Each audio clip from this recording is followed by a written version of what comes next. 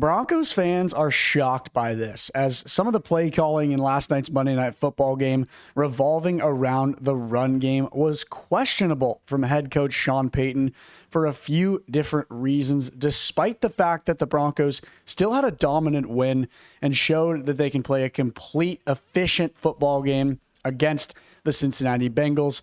Some of the conversation going around regarding J.K. Dobbins and RJ Harvery and the decision making around who was played when and how the play calling revolved around keeping the ball on the ground has been pretty interesting this morning, looking back after last night's Monday Night Football game.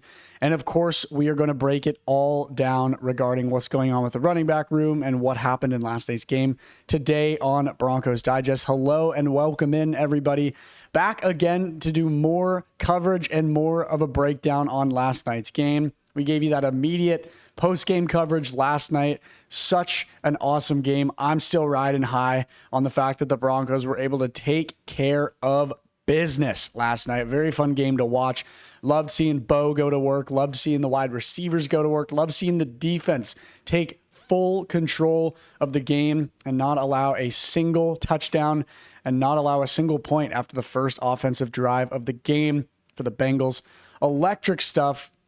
Now, before we dive into what we're going to talk about today, just want to really quickly remind you guys to make sure you're subscribed to the channel here on YouTube. 98% of all of you guys watching our videos on a daily basis not subscribed to the channel. This is a very brand new, very fresh source for Broncos news. Trying to grow it as big as we possibly can in the shortest amount of time. There's no ceiling for how big we want to get and how much we want to grow. So help us out in that growth. Hit that subscribe button if you're not subscribed. If you're a Broncos fan, if you're a football fan, if you're a fan of any of the guys on this team, if you were an Oregon fan, if you were an Auburn fan and you like Bo Nix, any of that stuff, join the Broncos Digest community. You won't want to miss the coverage that we're bringing you on a daily basis. Let's dive in and talk about the run game for the Denver Broncos yesterday, which, let me add, it was very efficient. It was a very good day of running. It was a historic day of running, actually. A running back hasn't rushed for over 100 plus yards in over 3 years. It was the last time it happened was in 2022 when the Broncos had a 100 plus yard rushing running back. But J.K. Dobbins, the vet who has played for the Ravens and the Chargers, who signed with the Broncos this offseason, has been the answer for having an efficient RB1 so far this season. Very good stuff from J.K. Dobbins, excuse me.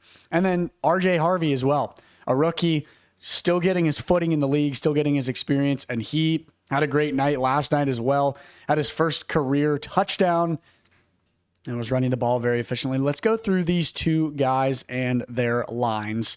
16 carries and 101 yards, averaged 6.3 yards per carry for J.K. Dobbins. Did not score a touchdown. That's the first time all season he actually has not scored a touchdown. He had a 3-game touchdown streak going for the first 3 games. And then RJ Harvery, last night he had 14 carries for 58 yards, averaged 4.1 yards per carry. Didn't have a rushing touchdown, but he was given a screen pass and scored a passing touchdown, his first of his career. So congrats to the rook, RJ Harvery, on getting his first career touchdown. And then kind of weird play call, but I mean, I guess, and we'll actually dive into this a little later in the episode, but Sean Payton likes to show off his red zone play calling, especially when he's comfortably winning. And so there was a pitch play to Marvin Mims in the backfield that ended up, resulting in a touchdown. He rushed it all the way in and scored. Kind of an interesting play call, considering that's not really the role that Marvin Mims plays, but nevertheless, it worked out and it scored him a touchdown. And then that's the Bo Nix we know and love right there. A rushing touchdown.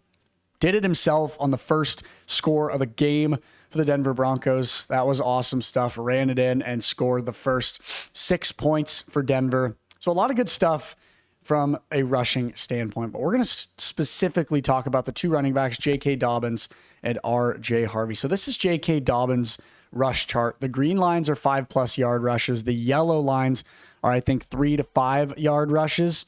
And then the red is anything less than that. So he didn't have anything less than a 2-yard rush. And then you can see on the near and the far side of the field, finding gaps and getting through. He had a lot of good 5+ yard bursts. I think his longest rush was 16 yards last night. So despite the fact that the rookie RJ Harvery is getting his footing and he's starting to get good experience in the league, I mean, this is a clear RB1 stat line right here. What J.K. Dobbins was able to do, not only in last night's game, but in the entire season so far, scoring a touchdown per game, breaking records left and right for the Denver Broncos running game.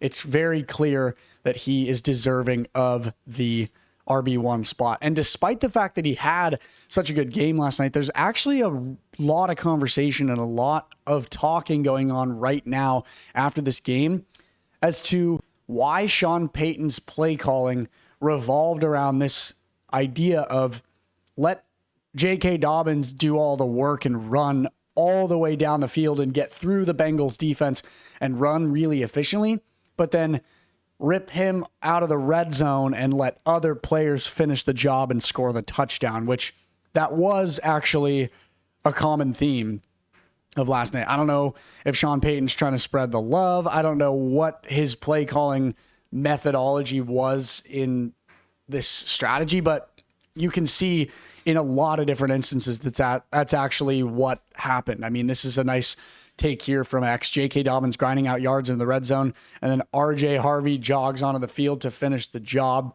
It happened almost every time in which the Broncos would start way in the backfield in their own zone. J.K. Dobbins would have multiple efficient running bursts, get them a lot of really beneficial yards, play a crucial role in storming all the way into the red zone, and then he would get taken off the field, and RJ Harvery or Marvin Mims would be the person responsible for trying to take care of a touchdown and even potentially scoring a touchdown.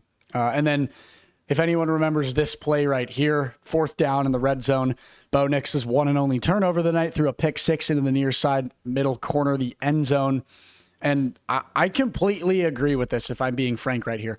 Why not let J.K. Dobbins run it in from the 2-yard line? There's no reason that a big, strong, explosive veteran running back like J.K. Dobbins wouldn't be able to take care of a 2-yard rush, especially against a struggling Bengals team, and also especially considering the fact that he was having such an efficient game himself. So an interesting play call here as well. I'm not really sure where the question was as to whether or not they wanted to use J.K. Dobbins in this scenario. I understand, you have a comfortable lead. You want to let Bo Nix try to get comfortable in the red zone and playing pass heavy offense and trying to make that the primary way that touchdowns are generated.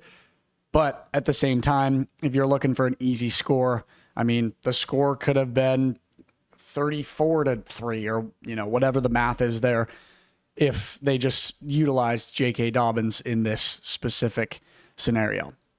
So he had a 100+ yard rush game, very efficient, and you reward him by sitting him on the bench while the backup scores after not giving him the ball on the 1-yard line earlier in the game. Another interesting take with some colorful language on the bottom here. This specific person not in any agreement, does not want to give Sean Payton his flowers. I don't agree with that level of criticism on Sean Payton. I think he did a really good job calling the game, but I do think there's a case to be made as to why J.K. Dobbins wasn't getting to finish the job on at least a few of these drives. Like, I understand it. Spread the love, share the love, especially when you're winning a game with such comfort that the Broncos were against the Bengals last night.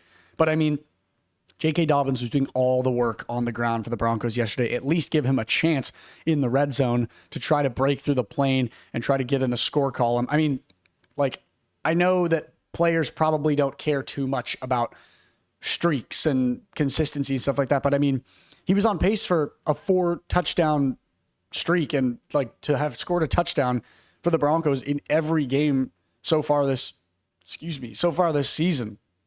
And I mean, why not let him do that? There's no frustration from him whatsoever. He was all smiles and very, very positive after the game. I think he loves being in Broncos country. Somebody in the post-game press conference asked him about some stuff that the fans were saying, as well as just what he thinks about Broncos country. And he was ear to ear smiling, talking about how he thinks Broncos country might be the best fan base that he's ever played against in the league, period, which that says a lot about Denver and how great of a fan base they are and how happy he is to be in Colorado. I think that that's very notable. And then I think that this is probably the most well put conversational take on this whole topic that we're going over here. There's no reason for J.K. Dobbins to lose opportunities. He's the first Broncos running back to hit 100 rushing yards in 38 games. He's playing great. He should be given red zone opportunities. The play calling should revolve around him. But just because J.K. Dobbins was taking some red zone opportunities and didn't get a touchdown last night, it doesn't mean we have to be upset about the fact that RJ Harvery is settling in quite nicely to playing as the RB2 and as a rookie for Denver this year. He had 14 carries for 58 yards, 4 receptions for 40 yards, and a passing touchdown.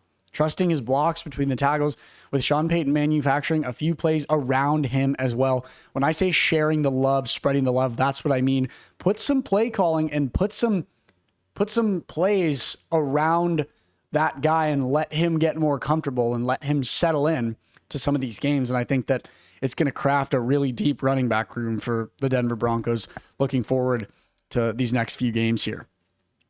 And I mean, J.K. Dobbins, like we said, he's running all over the Bengals, but Sean Payton wants to show us how smart he is in the red zone.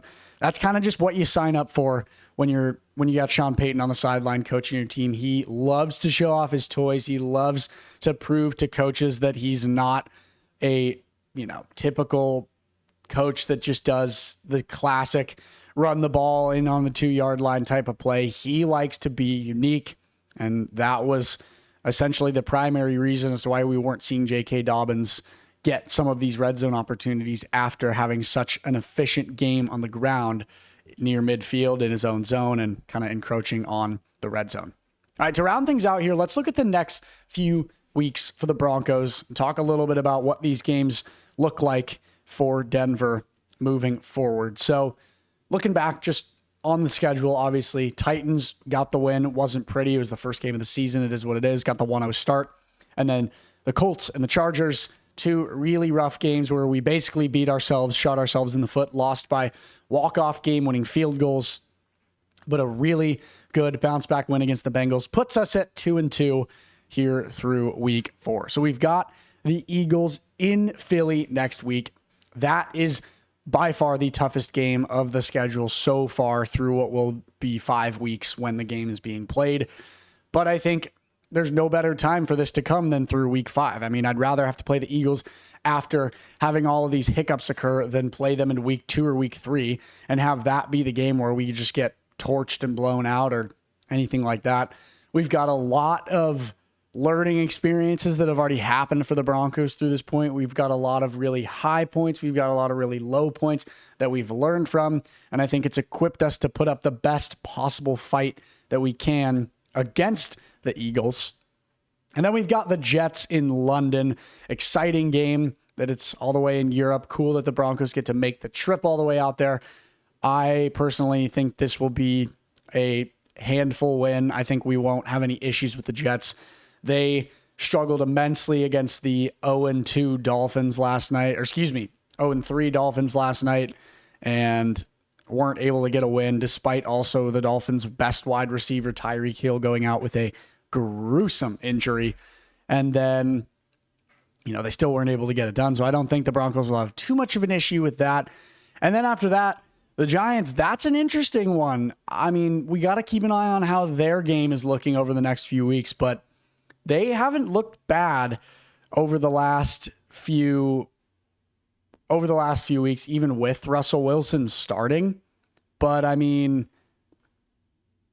you saw what Jackson Dart and Cam Scatterbo did against the Chargers. They beat the undefeated Chargers, which is great for us. Awesome that they got their first loss of the season. But I mean, you have to wonder if that's going to be a better game than people suspected. And also maybe there's some world where Jackson Dart significantly drops off over the next few weeks and we get either a Russell Wilson Denver rematch or we get Jameis Winston back in action in the Mile High City.